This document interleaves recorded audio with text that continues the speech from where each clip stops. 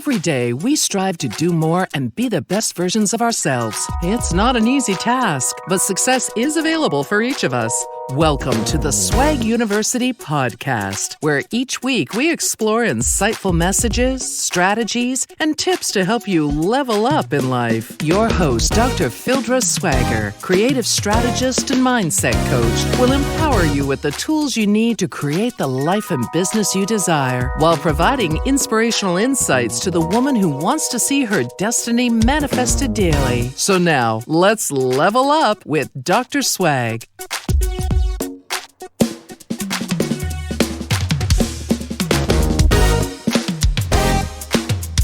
Hey y'all, it's your girl, Dr. Swag. So today I want to talk to you about project management. Can you believe that? No, I'm not going to talk about project management. But I do want you to ask yourself, have you ever thought about project management when you thought about life management? Creating a life plan that works for you, creating a vision that helps you get to where you want to be. There's this movie that I love to watch with my kids called Shark Boy and Lava Girl. Have you seen that one?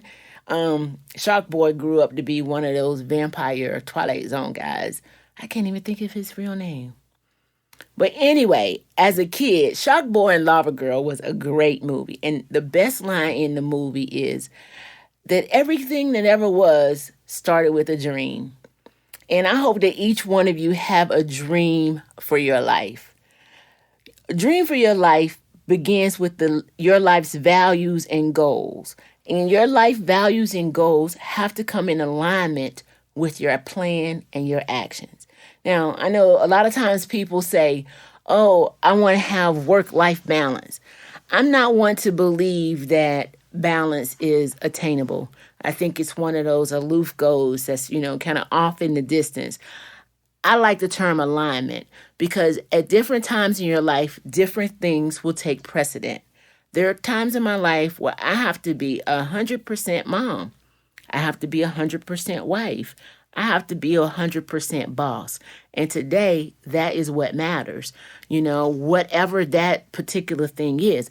But at the end of the day, my dream, my goal is to have all of those things work together in harmony so that I can enjoy each and every one of them.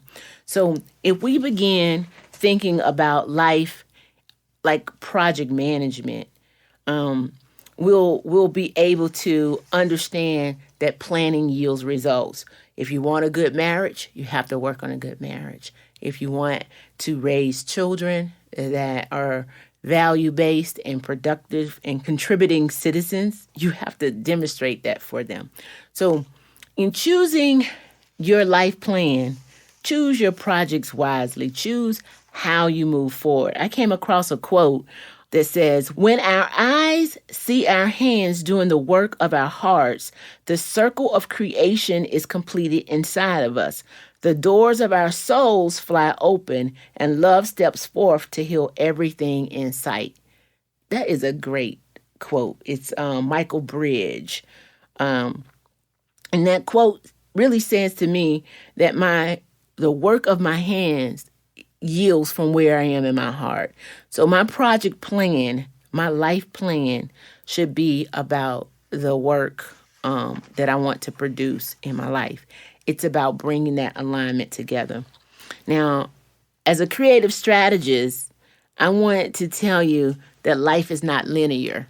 We have to put systems in place to be productive, but we also have to understand the bends and the curves and the flexibility so that we can accomplish and accommodate the things that take us down our path. Okay? You've heard that if you don't plan to fail. I do believe that. So take a creative approach to your planning. How do you do that? Set clear intentions. Turn dreams into goals. Goals have specific outcomes. They're measurable. They're realistic. They're time sensitive. And you can move on those goals in a way that you can check them off. So you turn ideas and dreams into goals, and you outline a plan for them. And those dreams and goals are based on your personal values. So you have to take time to reflect and identify what values work for you. Now, in our pillars, I call it my foundation. Remember, we have the foundation, the family, fitness, faith, and finances.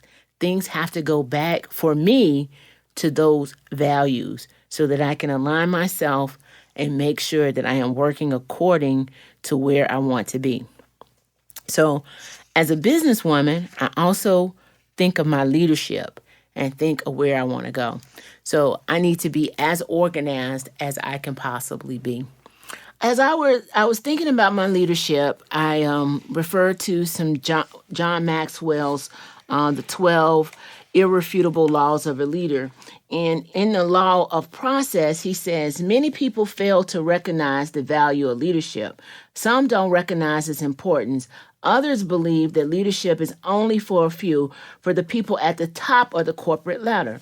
Well, I don't really believe that. I believe leadership is in character, and that when you develop character by being consistent and having an agenda that helps you plan out your life, plan out your initiatives, plan out your relationships, and make time for relationships in your life, you'll do a lot better. For me, I'm a morning person, and morning routines are great. I am not leaving out my house without prayer and meditation. Prayer is what you say to God. Meditation is what he says to you. So, in my opinion, that gives me the premier conversation of the day. And when that day is set and I've organized my week, I can be productive. So leadership development lets me think about the assets. It helps me think of priorities, passions, abilities, relationships, attitude, personal discipline, my vision, and my influence. But as I said, God handles it all. And so I believe he has a great sense of humor, and he's funny. So at the close of my morning worship and meditation time one morning, I wanted to give each day of the week a theme that would correspond to my goals and my actions. So I set out to name the days and organize myself to, be accountable. Another great theme of leadership, accountability.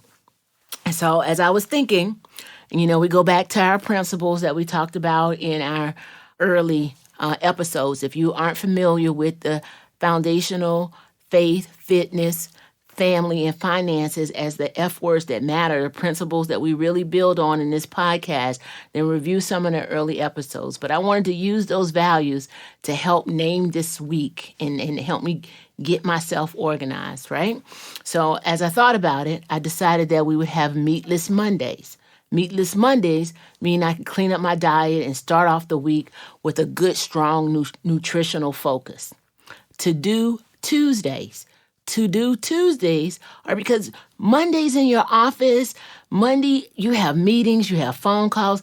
Everybody else's agenda kind of comes in as a priority. It's like, what are we going to do this week? So on Tuesday, I need to take the time to make sure that whatever nuggets were dropped on me on Monday, whatever new assignments, whatever connections and introductions, I can put at a priority level for action and follow through. So it rolls into my to-do Tuesdays. What about Wednesday?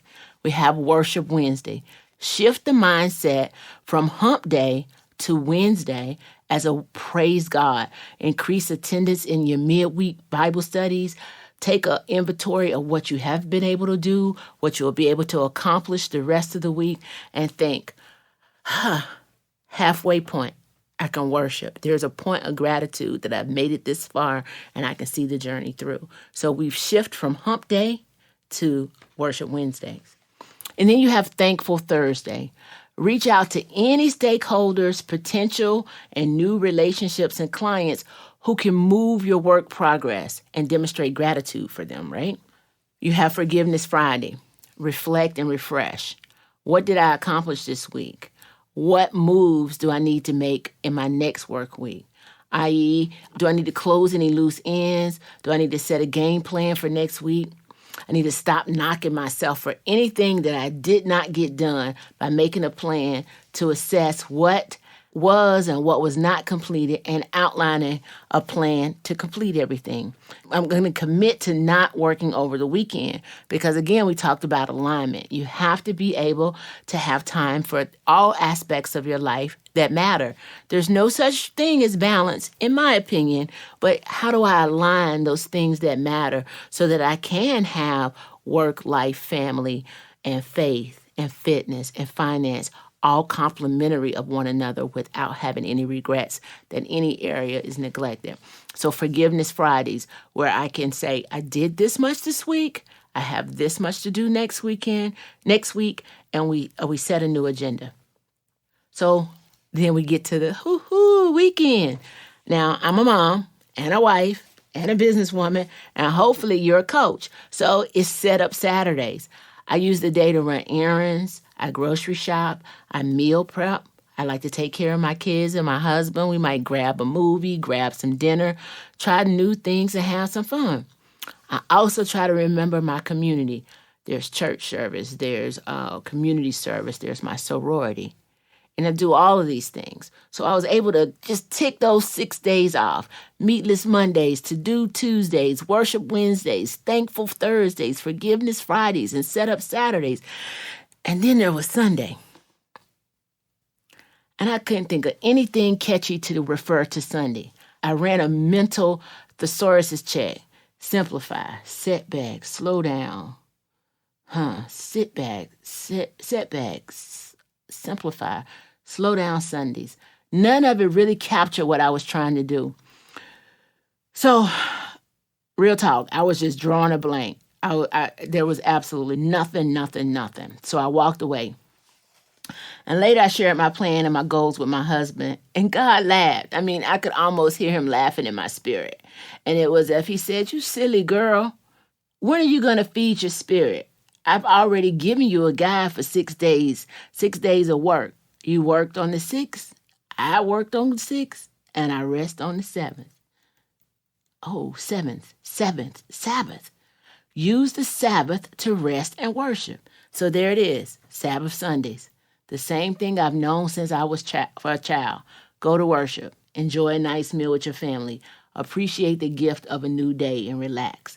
You can search all the world for the right solution, but if you keep it 100 and make it real, it's always coming back to understanding who you are with God and what He represents in your life. So just like that, the week is done, and on the 7th day, He rested. We often get away from what we know is best for us. What's best for us is what's best for God.